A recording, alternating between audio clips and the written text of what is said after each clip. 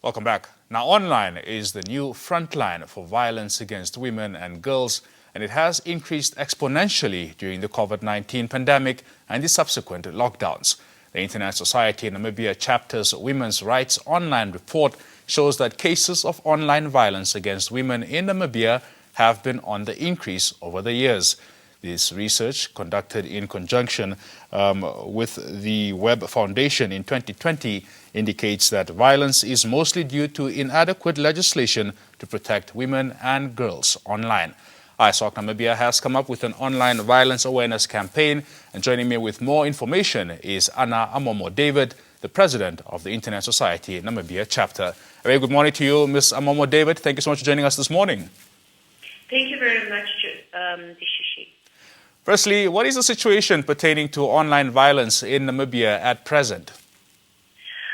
Currently, in Namibia, the final stages of drafting the protection law and the final round of consultations in cybersecurity crime in the country have just been tabled and for review in Parliament. And the Combating of Domestic Violence Act as well. At the moment, Namibia has no law criminalizing online or cyber violence. The country, and in the absence of this, the country needs to have the protection of women, especially just for them to seek help and the readiness when they do encounter online violence. Mm-hmm. To what degree has the pandemic exacerbated online violence in the country? To be honest, Dishishi, it's not just the pandemic. What we're doing currently in terms of the campaign is earlier work that was funded by the Digital Rights Fund, the round one, and then the 2020 report that was done with the World Wide Web Foundation. Against this background, it shows that it's something that hasn't really started with the pandemic. It has been there, and it's still carrying on. Now more especially because there's more work to do online. Yeah. But around the world, we can agree that, COVID-19 has certainly sort of propelled online violence. Would you say that it's the same situation here in the country? It is the same situation here in the country. However, like I mentioned earlier, the statistics are not really there because the country doesn't have a reporting mechanism in place to make sure that the records are stipulated and accounted for. Anna, what forms does online violence take on here in Namibia? It could go from anything. We're looking at trolling, sex abuse from previous members of a relationship, social extortion, sexual harassment, targeted hate speech, cyber stalking, discriminatory memes. Those are actually getting popular. And then we have revenge porn, which is usually the traditional forms of online violence. And then we have identity theft. So we need to really, really work very hard with other stakeholders, including sometimes the Ministry of Home Affairs, because they don't only have the ability to protect, but they can help us to beat this. Very much indeed. You mentioned earlier, of course, the lack of legislation when it comes to dealing with online violence. Although we have those on the table in the form of the Data Protection Bill, the Cybersecurity Bill, etc. Just what do you make of these bills in terms of the approach towards tackling online violence? And furthermore, how necessary are they, and how are we working against time in order to handle this matter immediately?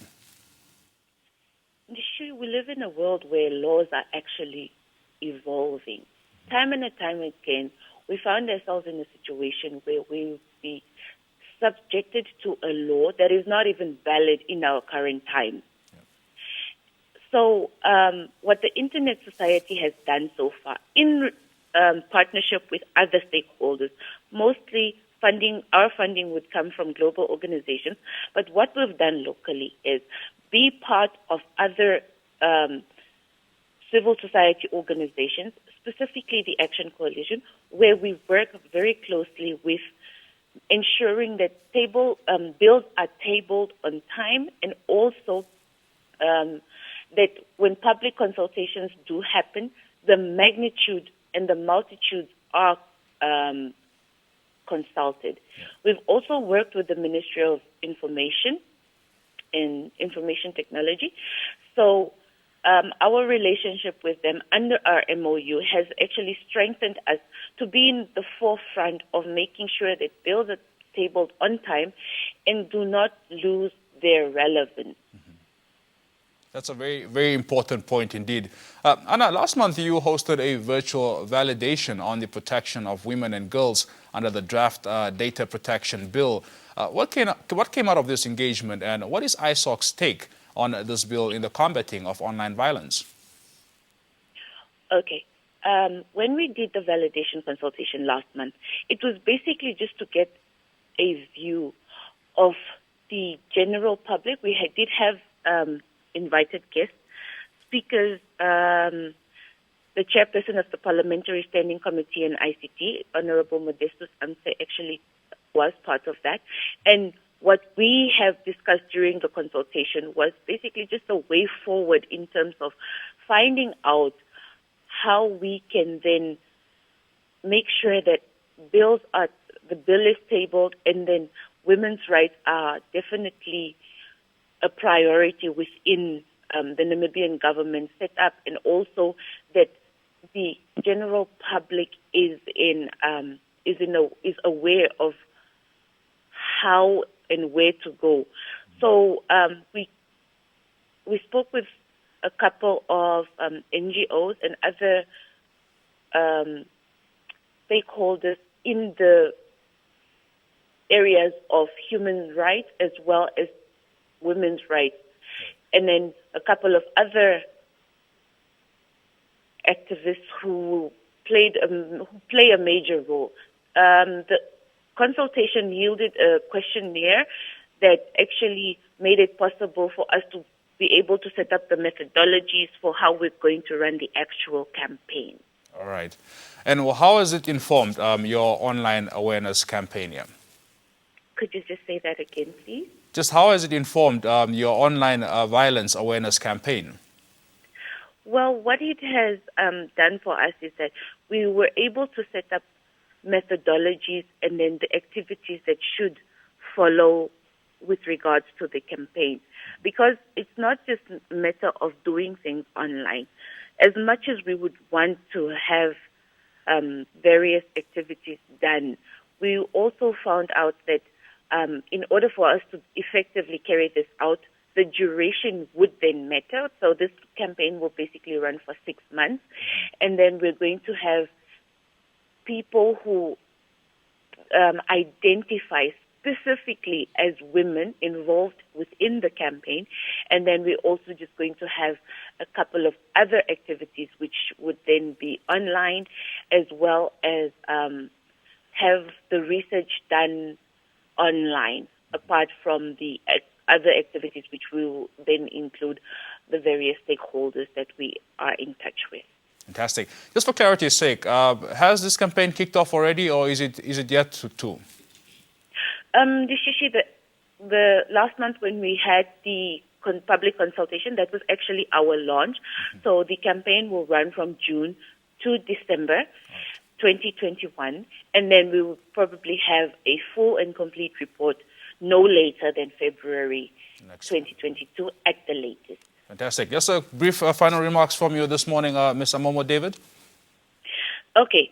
Basically, what I would encourage the citizens as well as the general public at this point is, let us just familiarize ourselves with the different laws that are available. Let us be open to public consultations, even about issues that we are not too knowledgeable about, because at the end of the day, it's not a matter of this doesn't affect me now. We don't know what the future holds. And with the various forms of online violence, let us educate ourselves, and should all else fail, kindly contact the various people that you might know, including the police force as well as other law enforcement agencies. The Internet Society is a multi-stakeholder, member-based organization that is open to each and everyone, whether it's for information or clarity with regards to a specific issue. Ms. Anna Amomo David, thank you so much for joining us this morning. All the best with your work at the ISOC Namibia chapter here. Thank you very much, Ndishishi. You have it. That's the president of the Internet Society Namibia chapter. That's Mrs. Anna Amomo David talking to us this morning about online violence and its growing prevalence, including here in Namibia. Of course, they have launched an awareness campaign running from June up until December with the aim of creating awareness around this social ill and how all of us can play our part. Please, do stay with us.